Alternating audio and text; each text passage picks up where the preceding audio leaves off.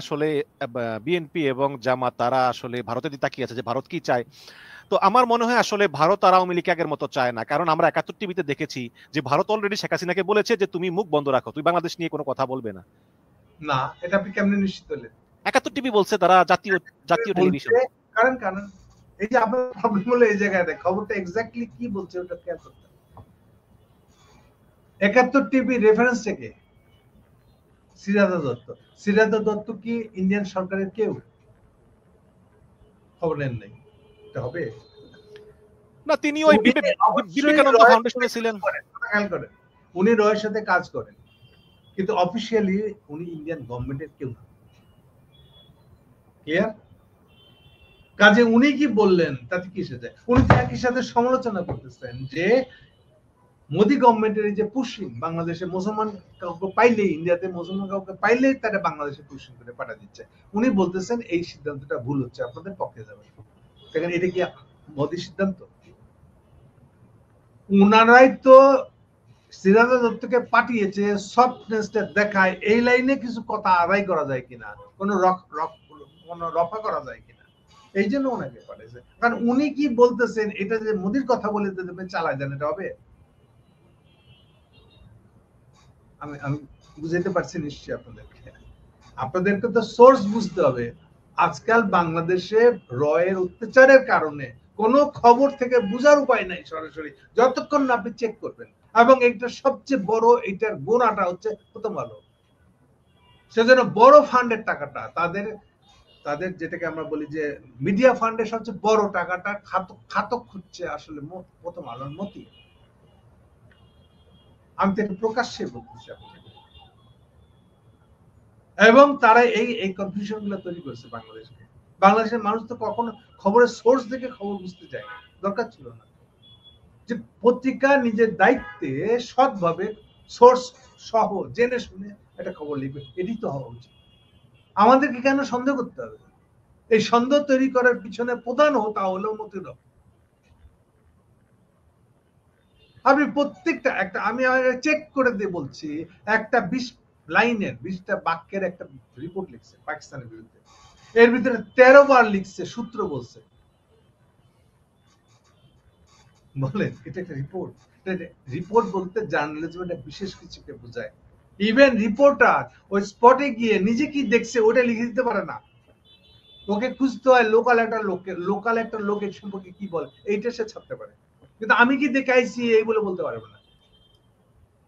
Journalism কোনটা কোনটা না তার পরিষ্কার ভাগ বুঝতে হবে। বিবিসির ইংলিশ গুলো বিবিসি দেখবেন, তাহলে বুঝবেন জার্নালিজম মেনে তোরা ইংলিশটা করে, কিন্তু বাংলাটা বেলা উল্টাটা। বাংলাটা বেলা ভাই আমি তোমাদের দায়িত্ব কাঁধে নিয়েছি, এটা চালাইতে পারবো না, তোমরা এই রয়ের কাছ থেকে টাকা নিয়ে আসো, তাই নাহলে আমরা বন্ধ করতে হবে। এটা হচ্ছে বাংলা বিবিসি। এই জন্যই বাংলা বিবিসিটা মোদির কেনা। আমি বলি এটা একটা ভাড়াটে সাংবাদিক, আমি পরিষ্কার করে বলতেছি। আপনি ইংলিশ বিবিসি ইয়ে দেখেন, একদম ইয়ে মেনে, জার্নালিজমের নীতি মেনে কাজ করে। কখনো বলবে না যে আমি নিজে দেখে আসছি, বলবে না। সাংবাদিক এটা বলতে পারে না, সাংবাদিক কারো রেফারেন্সে বলতে হবে। সো আপনি ভিউজ ছড়াবেন না, ভিউজ আর নিউজ এক না। আর ভিউজ হলে উপরে লিখে দিবেন এটা মতামত আমার, ভিউজ নিউজ না। আমার দৃষ্টি, আমি দেখছি এইভাবে। সো এটা আমার পার্সোনাল অ্যাটিটিউড, এর সঙ্গে বাস্তবতার কোনো সম্পর্ক নেই। আমি সত্যি কথাটা বলছি না, এটা বাস্তব না। এটা যেটা বাস্তব একমাত্র ওইটাই নিউজ, ওটাই ফ্যাক্টস। তো এগুলো সম্পর্কে আমাদেরকে এত অ্যাওয়ার হতে হচ্ছে কেন? এই আমি বলতে বলতে বলতে প্রথম আলোকে বাধ্য করছি, এর আগে বলতো ডেস্ক নিউজ।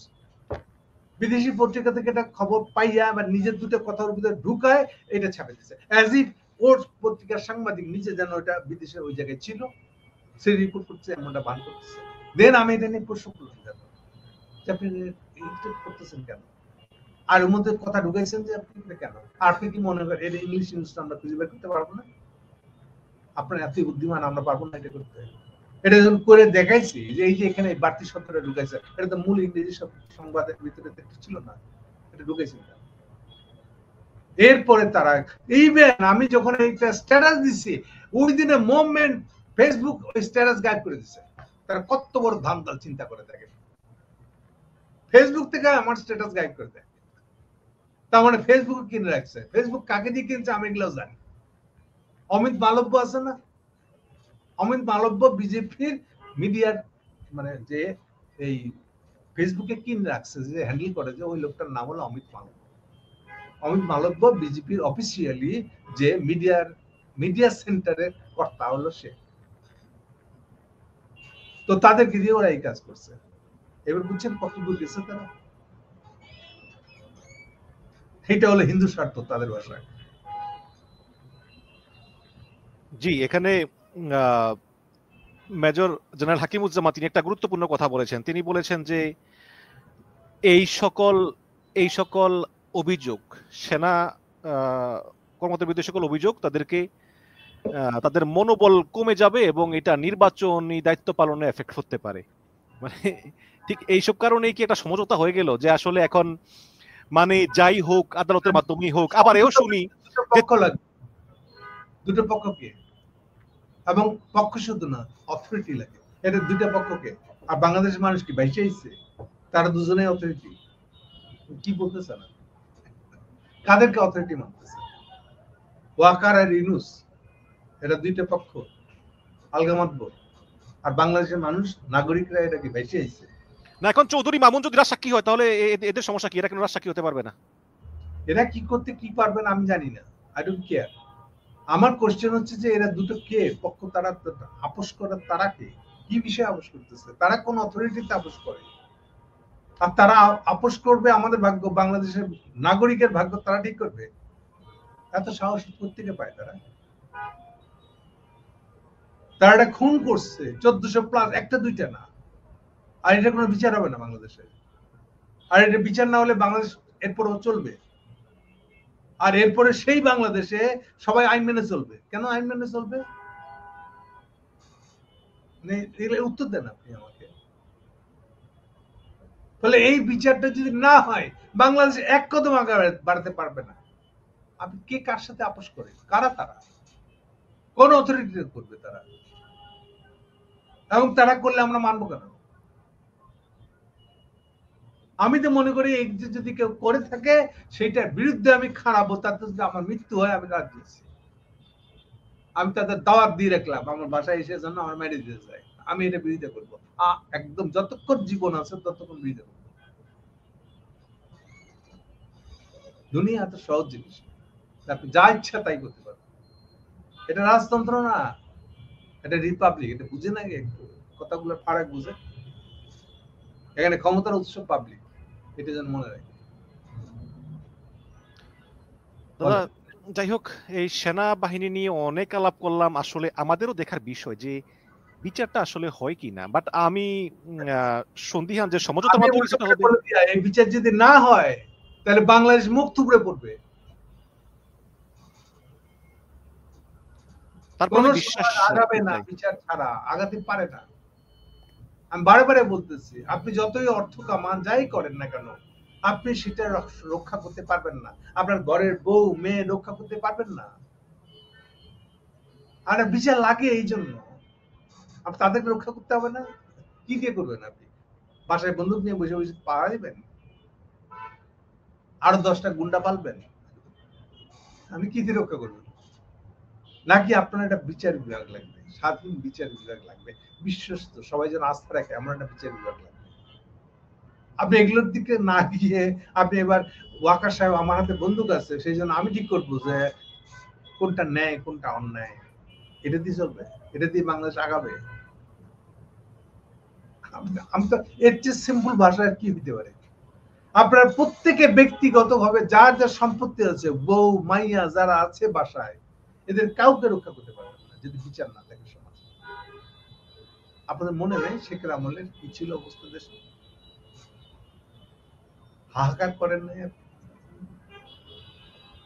আমার নিজের চোখে দেখা, আমি কারণ যেখানে বলছি এটা, জিয়া রহমান যেদিন মারা যায় তা লাস্ট যেদিন ঢাকায় আসে, লাস্ট এনে রাখা হয়েছিল এখন যেটা প্রধানমন্ত্রীর অফিস বানানো হয়েছে, ওইটার বাসার ওই রুমটার মানে ওই বিল্ডিংটার গাড়ি বারান্দাটায়, গাড়ি যেখানে গিয়ে পার্ক হয়, গাড়ি থেকে প্রধানমন্ত্রী নেমে অফিসে যায়, ঠিক সেই জায়গায় জিয়া রহমানের লাশের ইয়েটা এনে রাখা হয়েছিল।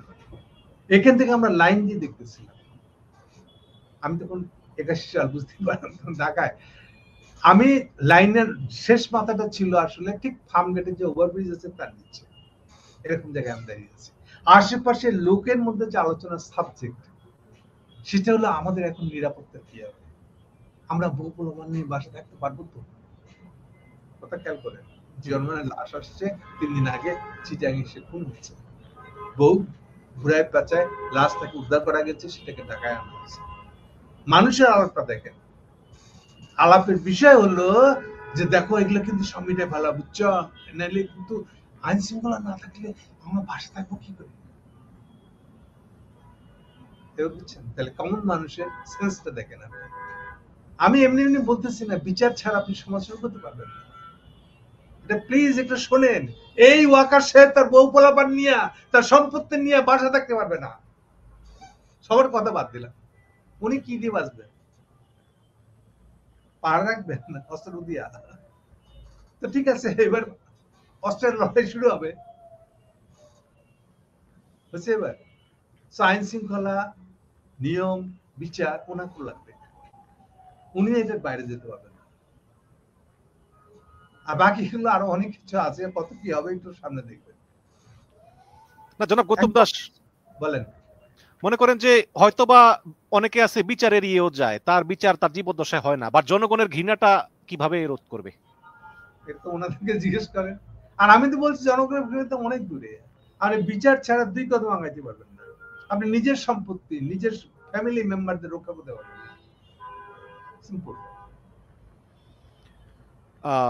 আমার আরো কিছু প্রশ্ন আছে, যে আর দু একটা প্রশ্ন আপনাকে করি। সেটা হচ্ছে যে